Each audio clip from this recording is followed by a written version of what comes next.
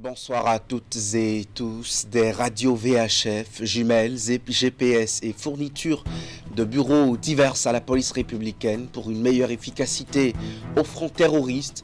Le don vient de la collaboration entre l'Organisation internationale pour les migrations et les États-Unis d'Amérique pour appuyer un précédent lot remis 7 mois plus tôt. La réception a eu lieu à Cotonou ce matin. Journée internationale des droits des femmes. 1 mois et demi après le 8 mars, les femmes de la 3e circonscription électorale ont tenu à marquer la célébration d'un saut. Elles ont tenu les festivités à Boukoumbe autour des enjeux et défis du leadership féminin en politique. Lancement de la 2e cohorte de Mastercard Foundation EdTech Fellowship à Etri Labs. La promotion de 6 startups émergentes du secteur de l'éducation sélectionnée est en vue. 45 millions de francs CFA, c'est la cagnotte mise en jeu pour ce programme. Face à la flambée du banditisme au niveau des frontières entre le Bénin et ses voisins, en collaboration avec le gouvernement américain, l'Organisation internationale des migrations a à nouveau appuyé de façon technique les forces de sécurité. C'est à travers une remise d'équipements de communication et de bureaux hier à la direction générale de la police républicaine à Cotonou. Le point avec Hugues Vignigbe et Jocelyn Barriga. Après octobre 2024 et un lot d'équipements de patrouille et d'inspection, la police républicaine est renforcée en fourniture de bureaux et de communication. D'un coût global de 182 261 867 francs CFA, le don inclut notamment des GPS, des paires de jumelles, des radios VHF, des ordinateurs, des imprimantes, des photocopieurs et des régulateurs. Cette remise d'outils intervient dans un contexte où la sécurité frontalière est de plus en plus menacée en Afrique subsaharienne. Elle s'inscrit dans le cadre de 2 projets majeurs financés par les États-Unis et mis en œuvre par l'Organisation internationale pour les migrations. Les projets renforcement des capacités des autorités de gestion des frontières pour la sécurité au Bénin et renforcement de la gestion des frontières par une coordination et un partage d'informations renforcés au Bénin et au Togo entendent contribuer au renforcement des capacités de gouvernance des frontières d'une part et d'autre part au renforcement des capacités techniques et opérationnelles à l'école de police et à la direction générale pour une préparation efficace des veillants officiers. En fournissant les outils et les équipements nécessaires pour renforcer les capacités opérationnelles des forces de l'ordre béninoises, nous souhaitons contribuer à une société plus sûre et plus sécurisée. Ces outils permettront au commissariat frontalier de Ilakodji d'achever sa modernisation en passant de l'enregistrement manuel à celui informatisé des passagers pour une meilleure gestion des flux migratoires à travers le système d'information et d'analyse des données migratoires MIDAS qui y sera installé. L'ambassadeur des États-Unis près le Bénin met également l'accent sur la police de proximité nécessaire pour une gestion véritablement intégrée des frontières. Au cœur de ces efforts se trouve la promotion de la police de proximité, un outil puissant qui favorise une plus grande collaboration entre la police et les communautés locales. En dehors du système MIDAS, les 2 projets de l'OIM ciblant les postes frontaliers de Ilakondi et d'Ilara prévoient l'installation de sources d'énergie renouvelables et la construction de forages. Les femmes républicaines de la 3e circonscription électorale ont choisi le jour de Pâques pour célébrer la journée internationale des droits des femmes en différé. Leadership féminin, enjeux et défis pour les vies privées, professionnelles et politiques. C'est le thème de cette journée à Boukoumbe. Une journée placée sous le parrainage du ministre d'État Abdoulaye Biotchane qui a fait le déplacement de la cité des Tata à Alassane Harouna. C'est un accueil des grands jours qui a été réservé à la délégation du bloc républicain conduite par le président Abdoulaye Biotchane dans la cité des Tata, accompagné pour la circonstance de l'honorable Barthélémy Kassa et des 2 autres députés BR de la 3e circonscription électorale. Abdoulaye Biotchane a fait le déplacement pour honorer les femmes républicaines de la Pendjari qui ont choisi ce 21 avril, jour de Pâques, Pour célébrer en différé, la journée à elle dédiée. Ce n'est pas facile d'être épouse, mère, fonctionnaire, commerçante, productrice agricole, tout en étant militante politique. Mais nous le faisons avec courage, foi et amour. C'est pour cela que je voudrais saluer notre président, son Excellence, Monsieur Patrice Talon, qui a toujours placé la femme au cœur de l'action publique.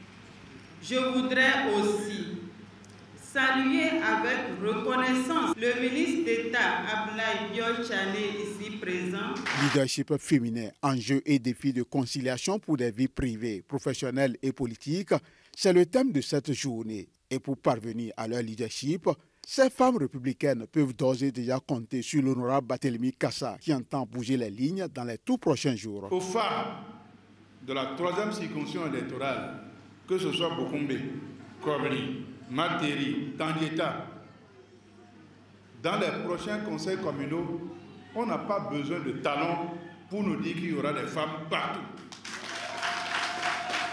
Il nous a montré la voie, nous sommes obligés de le faire. Cette journée n'est pas seulement une formalité. Elle n'est pas seulement un symbole. Elle doit motiver les femmes de Boukoumbe. Mais nous avons fait beaucoup de choses parce que nous croyons aux femmes. Le président Patrice Talon croit aux femmes. Au regard de la ferme détermination de ces femmes républicaines de la Pendjari, plus rien ne devrait arrêter le cheval blanc cabré dans sa folle course vers les prochaines victoires. La deuxième cohorte de Mastercard Foundation EdTech Fellowship à Etrilabs a été lancée cette semaine à Cotonou. C'est un programme mis en œuvre par Etrilabs pour l'accompagnement des startups EdTech offrant une diversité de solutions pour l'amélioration de l'éducation au Bénin.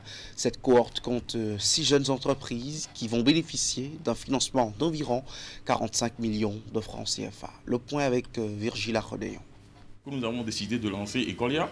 Ecolia, Kencode, Malam, Mobidoto, Stimi et Tuteur en poche sont les 6 startups qui composent la deuxième cohorte du programme Mastercard Foundation EdTech Fellowship à Etrilabs. Elles embarquent ainsi dans un programme qui croit en la construction d'un système éducatif performant et inclusif en Afrique et qui, pour cela, mise sur l'accompagnement des jeunes créateurs de solutions technologiques. La Mastercard Foundation EdTech Fellowship mise en œuvre par Etrilabs est un engagement de 5 ans à bâtir un avenir où l'éducation est synonyme d'opportunité pour tous. Nous avons une conviction profonde. L'avenir de l'éducation en Afrique repose sur l'innovation locale. Le programme repose sur 2 piliers, l'accélération des startups EdTech et le développement d'écosystèmes EdTech. L'objectif est de soutenir directement les entreprises qui façonnent l'avenir de l'éducation et de construire un écosystème dynamique qui leur permettra de grandir, de prospérer et d'avoir un impact durable. Ainsi, pour la cohorte 2, nous allons renforcer l'accompagnement produit avec un focus sur l'expérience utilisateur, sur le design et sur le parcours apprenant. Nous allons intégrer l'activation des canaux d'acquisition dès le premier mois du programme.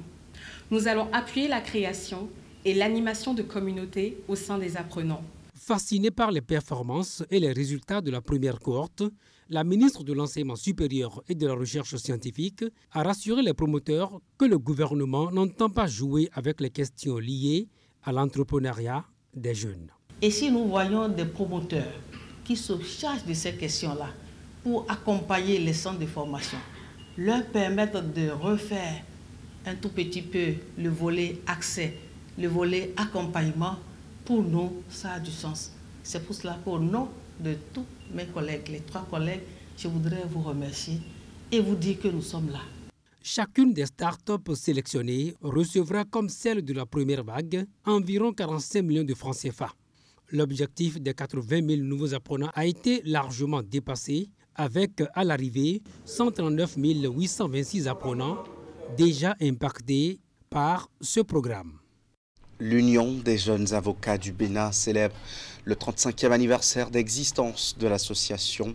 Les activités se déroulent à la Maison des avocats à Cotonou. Cette commémoration est axée sur le thème « La prévisibilité judiciaire au service de la sécurité juridique » avec des panels scientifiques à la clé. La cérémonie d'ouverture des travaux a également été marquée par la signature d'un partenariat entre l'UJAB et une structure bancaire pour le mieux-être des jeunes professionnels du barreau béninois. Teddy Goudalo, Elvis Tonukwa. Ce spectacle de danse galédé a ouvert la série d'activités marquant le 35e anniversaire de création de l'Union des jeunes avocats du Bénin. Ce creuset, qui a vu le jour en 1990, fait aujourd'hui la fierté des jeunes avocats avec un parcours élogieux. Les présidents qui se sont succédés à la tête de l'UJAB ont chacun apporté leur touche à la réussite de cette célébration. Pendant 35 années, ils ont successivement travaillé d'arrache-pied, pour la plupart sans aucun accompagnement pour l'amélioration des conditions de travail du jeune avocat béninois. Grâce à vous, il est aujourd'hui impensable et impossible de voir, par exemple, un jeune avocat venir la robe à la main à une audience sur une moto-taxi, par exemple. 35 années, c'est le temps qu'il a fallu à l'Union des jeunes avocats du Bénin UJAB pour s'enraciner dans notre barreau, s'y déployer comme un arbre vigoureux dont les rameaux portent les fruits de l'engagement, de la formation et de la confraternité. L'acte fort de cette cérémonie d'ouverture, la signature d'un partenariat entre l'UJAB et une institution bancaire de la place au profit des jeunes avocats. Ainsi, ils pourront exercer leur métier en toute quiétude. L'UJAB s'est donné de nouveaux défis. L'accompagnement de ses membres et l'amélioration de leurs conditions de travail et d'exercice à la fin de leur stage et pendant leurs premières années en tant qu'avocat inscrit. Je voudrais simplement vous inviter à aller au-delà de la signature d'un accord pour l'acquisition de biens, mais à la signature d'un accord pour l'acquisition de compétences. Et cet accord de compétences, pour moi, ce serait vraiment une assurance formation qui permettra à chacun d'améliorer encore plus ses capacités de formation sur des secteurs particuliers, sur des pratiques très spécifiques sur lesquelles on a besoin de votre expertise. Des concours de procès fictifs, la visite des prisons civiles d'Abomey-Calavi, d'Abomey et de Parakou, des activités sportives et un dîner de gala sont bien déclinés dans le programme pour marquer d'un cachet spécial ce 35e anniversaire d'existence de l'Union des jeunes avocats du Bénin. Les festivités de la Pâque à Doutou dans la commune de Huyobe ont été marquées par une série d'activités initiées par l'opérateur économique Philippe Adjitonou. Le président, directeur général de l'établissement Eulizo, a organisé, en plus de la caravane et de la foire internationale Bénin Révélé, un concours de beauté pour désigner la plus belle fille de la commune. Il y a eu également un concert géant avec l'artiste Vano Baby, toujours dans l'arrondissement de Doutou. Les temps forts de ces manifestations avec Narcisse Alossé et Florando. L'artiste Vano Baby, porté par un public en délire ici, à Doutou, dans la commune de Huyobe. C'est le clou des festivités de la Pâque ici, voulu par ce monsieur Philippe Adjitonou, jeune opérateur économique et président directeur du groupe Eulizo. L'instant d'une soirée, celle du dimanche 20 avril 2025, des milliers de personnes ont repris en chœur toutes les chansons ou presque de ce jeune artiste. Sur scène, une brochette d'artistes locaux ont aussi défilé devant le public.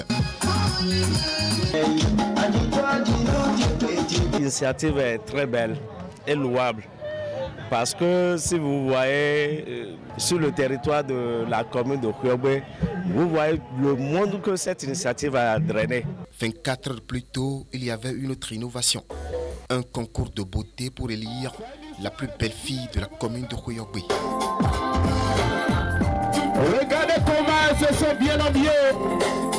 Devant le regard admiratif d'un public venu aussi nombreux, ces jeunes filles ont fait parler pendant des heures leur talent esthétique pour convaincre le jury commis pour la circonstance.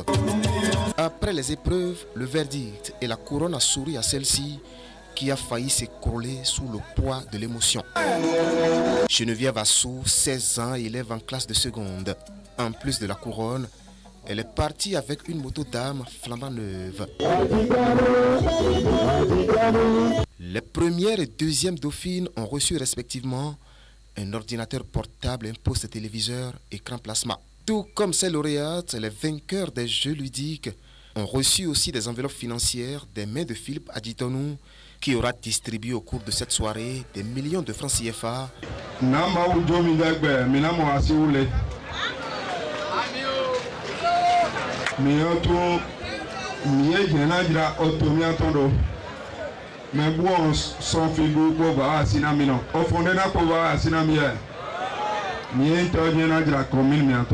Connu pour son dévouement au service de sa communauté, Philippe Adjitonou permet ainsi à l'arrondissement de Doutou de renouer avec la fièvre de sa fête identitaire, Sahwewe.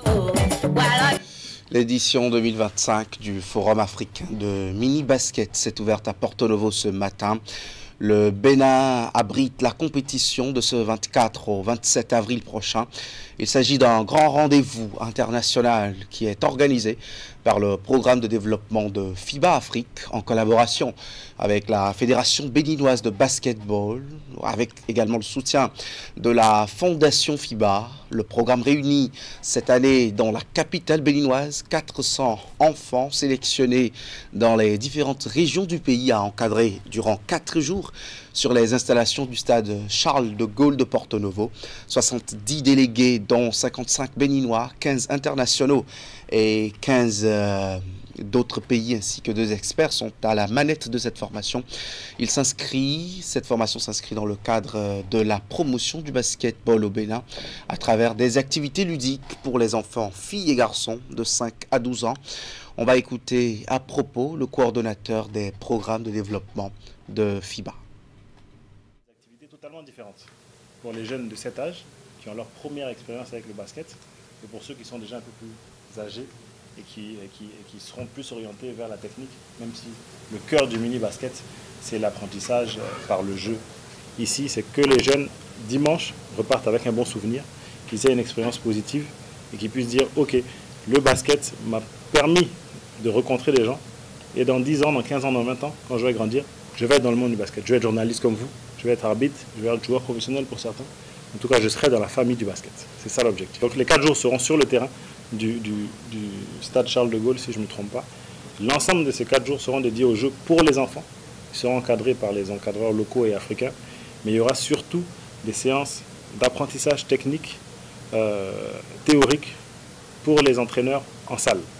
Donc il y aura 2 volets. Il y a un volet terrain pour les jeunes, avec des stations différentes selon les âges. Et il y a un volet apprentissage théorique en salle, à ce moment-là privé, pour les encadreurs, pour qu'ils puissent avoir les outils pour enseigner cette catégorie d'âge et qu'ils puissent être conscients qu'on s'occupe des enfants différemment que si c'était les adultes. Il faut un cadre sain pour les enfants, un cadre avec une bonne ambiance pour qu'ils puissent venir au sport, au basketball de façon très, très simple. On vient ici avec 2 choses principales. Première chose, c'est du matériel.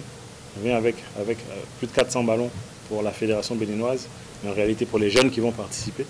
Donc il y a du matériel qui restera ici au Bénin, qui devra servir aux encadreurs béninois pour organiser des activités mini-basket ici. On veut qu'une fois qu'on parte, les encadreurs, la fédération puissent être capables d'organiser un forum mini-basket dans chaque région, tous les mois, puissent être capables de continuer cette activité-là. C'est pour ça qu'on vient avec le matériel. Au-delà de ça, on veut que les encadreurs nationaux et les encadreurs africains viennent acquérir un savoir-faire et qu'au moment où ils seront en mesure matérielle d'organiser des forums mini-basket dans leur pays, qu'ils utilisent les bonnes méthodes. Donc on vient avec du matériel et on vient avec de la formation pour continuer ce travail-là. Donc nous, FIBA, quand on vient avec notre programme de développement, c'est pour qu'au moment des compétitions continentales, on puisse voir les équipes nationales du Bénin. C'est la suite logique. Donc à partir du moment où nous, on vient avec ce programme de développement-là, c'est parce que derrière, on sait que la fédération sera capable de capitaliser, d'organiser des activités de développement et de participer aux compétitions, surtout aux compétitions de jeunes. Et voilà qui met un terme à cette édition. Dans l'info continue à 20h, L'option de cumul de postes en débat, vous savez à quoi cela fait allusion, les cumuls de postes au niveau de la préfecture et dans le gouvernement. Stanislas Amouar et Oumar Adebandjou sont deux confrères qui seront avec Wahab Ali Barra dans 10 minutes. Restez au rendez-vous.